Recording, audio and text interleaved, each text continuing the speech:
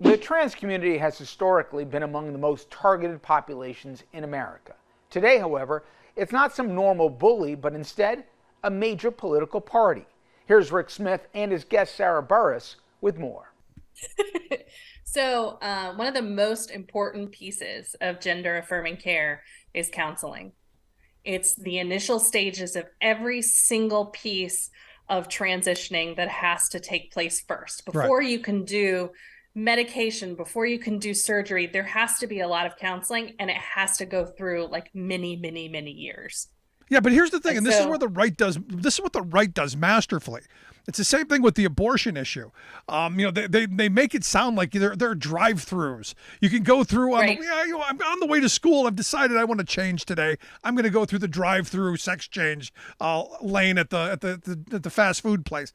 It's not. This is a long process, and there's so many more components that even I'm still learning about because I now have to. This isn't my issue. It's not an issue I want to talk anything about. But when you've got, people like this state representative who said, you know what, I'm not going to do everything I can do to help my kid, it scares me. It's also exceptionally rare for surgeries to happen before you're 18. In some states, there are already laws that exist for this kind of thing. In some cases, they never have surgery. Right. It just depends on the individual. But again, like this goes back to the overall idea of you as a legislator have no right to make a decision about my child or your child or his child or their child. Nobody does, because these are all complex issues and parents know them better. Yeah, is it too complex for our political system right now? I mean, the sad reality is we can't seem to have an honest conversation about what this even is. Because, look, it took me a while to figure out the terms and all of this. Are we capable of having this conversation?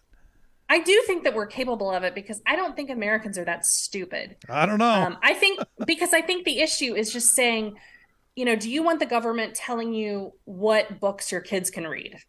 Because that's what's happening in Florida. Do you want the government to tell you? I mean, this goes back to the whole thing. Remember in New York, whenever they were saying you couldn't buy Big Gulps anymore, and conservatives were losing their mind over it. It's the exact same nanny state that they have been cursing for decades. And here they are proposing the exact same nanny state. We want to know what your children are reading, what their teachers are saying to them, who their teachers are married to.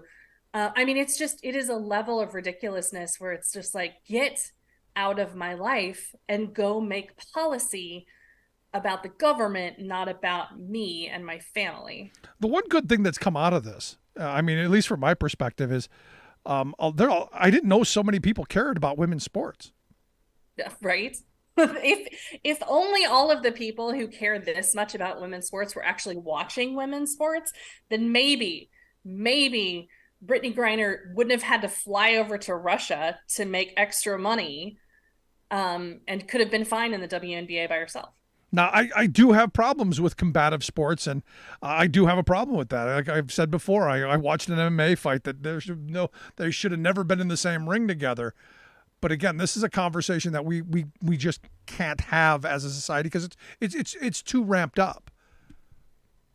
And I think that there are too many people who are trying to make it into something that it isn't. Too many people are using this as a wedge issue just because they want to make, jokes about cutting off a wing. That's the thing that I feel like happens so much, particularly with Matt Gaetz. He talks a whole lot about penises. Yeah, they seem to be fixated on it.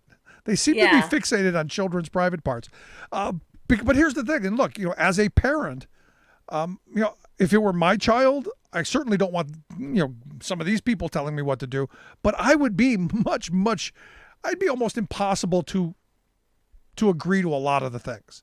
And I think a lot of parents are the same way. I think what's being sold by the right is that government's going to make your child do this, that there's going to be someone who's turning your kids. And that's not factual. That's the fear that gets people all riled up.